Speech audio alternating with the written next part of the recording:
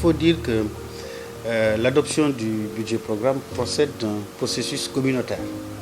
C'est l'UEMOA qui, depuis les directives de 2009, avait demandé aux États d'aller vers ce basculement en repensant l'élaboration de la loi de finances, son contenu, les objectifs qui lui sont assignés, avec un but très simple, c'est que l'argent public dépensé doit servir à atteindre des objectifs de politique publique. Et jusqu'ici, l'argent public était dépensé pour permettre aux services de l'État de fonctionner. Aujourd'hui, avec le basculement en programme, qu'est-ce qui va se passer?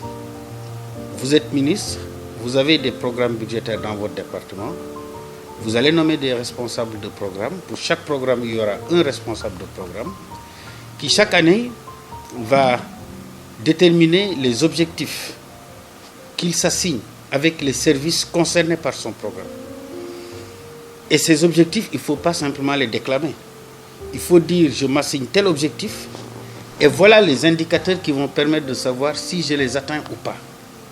Et en fonction de tout ça, voilà l'argent qu'il me faut, les ressources financières, les moyens humains qu'il me faut pour pouvoir atteindre ces objectifs. Donc là, on sort d'une logique où il fallait faire fonctionner des services pour leur demander d'incarner l'État et que les usagers puissent avoir satisfaction, pour passer à une autre étape de la pensée sur les politiques publiques en termes de finalité, d'objectifs. Donc c'est ça un peu la différence entre les deux structures. Et donc le Sénégal a basculé. Le Sénégal a basculé parce qu'il y a les programmes budgétaires. Nous l'avons examiné en format programme cette année. Nous avons cette année, si je ne m'abuse, pour les 32 ministères sectoriels, nous avons 32 programmes pilotage et si je ne m'abuse, 97 programmes métiers. Parce que si vous venez dans un ministère, par exemple, le ministère de l'Agriculture a un programme pilotage qui est le programme soutien à tous les services du ministère. En général, c'est des programmes qui sont gérés par l'ODAGE.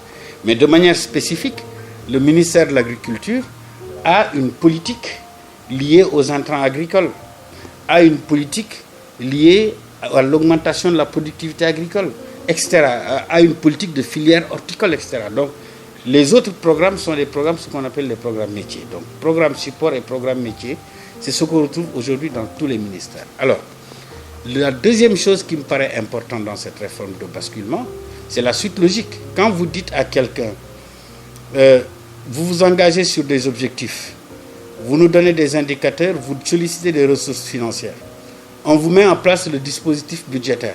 Mais il faut laisser à cette personne le soin aussi d'engager ses dépenses et que ces dépenses ne soient pas bloquées au ministère des Finances. Et c'est là où on a introduit la notion de déconcentration de l'ordonnancement, parce que jusqu'ici, quand les ministères voulaient faire des dépenses, tout se faisait à partir de la validation au sein de la Direction générale du budget et le mandat était établi à ce niveau-là, tout était fait à partir du ministère des Finances. Maintenant, on déconcentre tout ça pour que la plus grande partie se fasse à l'intérieur du ministère, mais le ministre des Finances conserve quand même un pouvoir de régulation, parce que si toutes les dépenses de tous les ministères arrivent en même temps au Trésor, le niveau de recouvrement peut ne pas permettre de satisfaire toutes les dépenses en même temps. Donc voilà un peu les changements majeurs qui sont intervenus. C'est une nouvelle philosophie de l'État, c'est une réforme de l'État par le budget, et donc les structures sont obligées maintenant d'être beaucoup plus performantes dans leur gestion.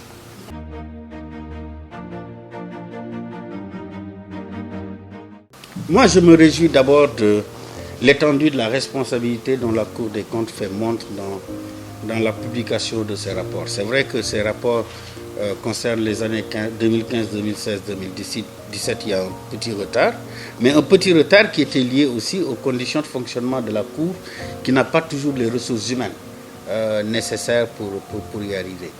Mais c'est un engagement de résorption de rapports qui a été pris et la Cour nous a habitués à faire des rapports de qualité. Vous savez, il y a quelque chose d'extrêmement essentiel. Et ça, on le retrouve depuis la Déclaration des droits de l'homme et du citoyen. Tout homme qui est chargé d'administrer une structure publique doit rendre compte de sa gestion. Et le principe de la reddition des comptes qui trouve son siège dans la déclaration de 1789, déclaration des droits de l'homme et du citoyen, a été repris dans les préambules des différentes constitutions, y compris dans notre constitution.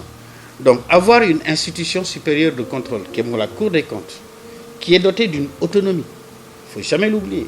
Il y a eu une évolution importante entre le statut de la Cour en 1999, avec la première loi organique de 1999, et la loi organique qui a été votée le 27 décembre 2012, quelques mois après l'arrivée du président Macky Sall au pouvoir. La nouvelle loi organique a étendu, a renforcé le statut, l'indépendance des magistrats de la Cour, le statut de la Cour, étendu son champ de compétences et lui a donné des garanties de fonctionnement. Ça, c'est extrêmement important.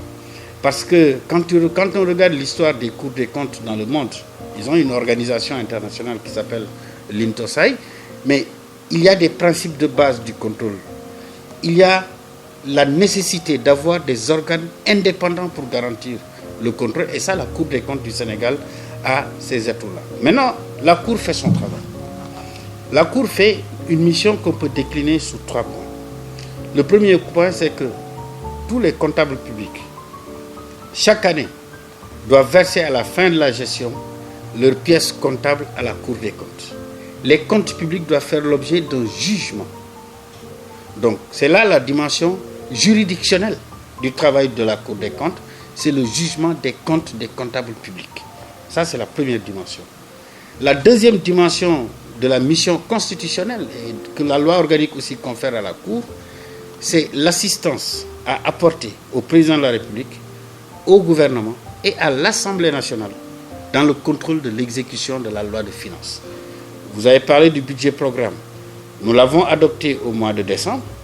À la fin de l'année, l'ensemble des budgets adoptés, exécutés, et les rapports annuels de performance qui vont les accompagner vont être transmis à la Cour des comptes qui, pour le compte de l'Assemblée nationale, va les analyser pour voir si l'autorisation qui avait été donnée par l'Assemblée nationale, par exemple à tel ministère sur telle ligne budgétaire de temps, est-ce que ce ministère n'a pas dépassé le plafond de ses autorisations d'engagement de crédit? Est-ce que les procédures budgétaires ont été respectées? Tout ça, la Cour le fait dans le cadre de sa mission d'assistance à l'Assemblée nationale. Et avec la nouveauté qui arrive sur les budgets programmes, chaque année, ce qu'on appelle les rapports annuels de performance vont être établis par les ministères et la Cour des comptes va pouvoir les analyser et donner son avis à l'Assemblée nationale.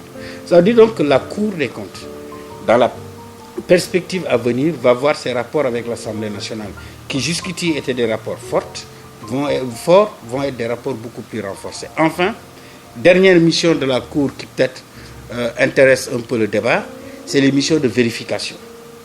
Là aussi, élément important d'indépendance. La Cour établit elle-même, chaque année, les structures qu'elle doit aller vérifier. Personne d'autre ne lui impose ça. C'est la Cour elle-même qui établit son calendrier, qui dit cette année, je vais vérifier telle collectivité territoriale, telle agence, tel ministère, telle structure de l'État. Voilà comment fonctionne la Cour. Mais une fois que ces vérifications sont faites, c'est des vérifications qui portent sur la qualité de la gestion. Des vérifications qui portent sur la préservation et l'efficacité de la dépense publique. Bref, la Cour fait des rapprochements comptables, c'est vrai, mais fait aussi des analyses qualitatives sur la manière dont la gestion publique a été effectuée dans une entité. Et à la fin de tout ça, la Cour peut formuler des recommandations. La Cour peut constater qu'il y a eu des pratiques qui dérogent aux principes établis.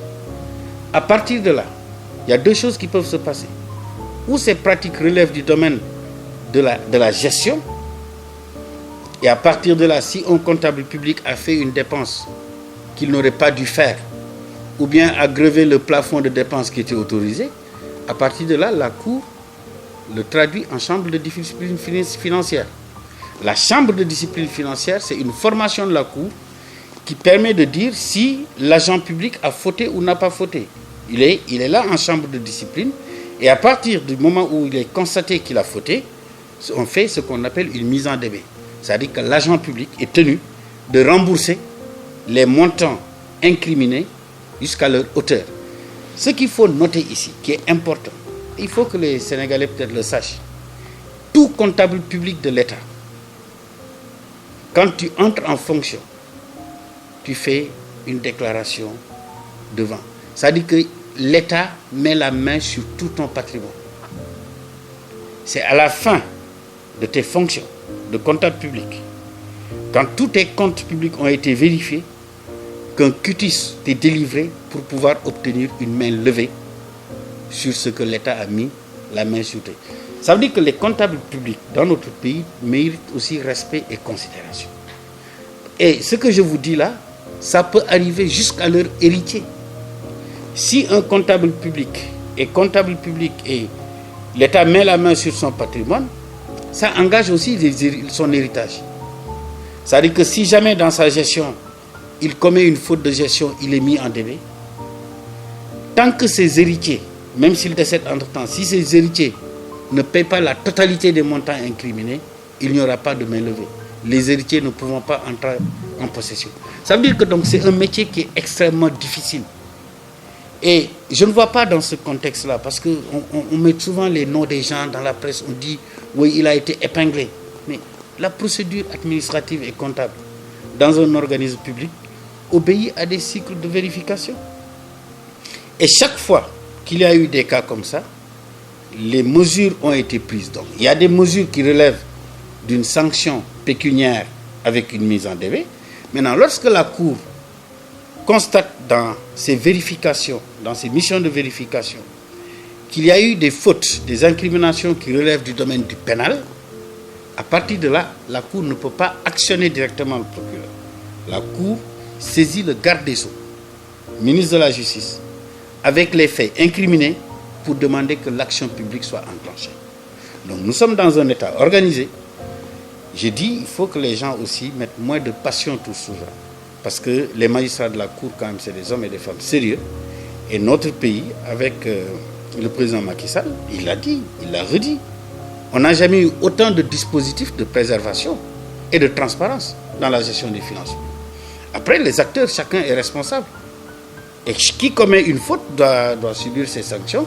Maintenant, ces sanctions, elles sont la plupart du temps pécuniaires. Très souvent, les gens ils s'attendent à des sanctions judiciaires.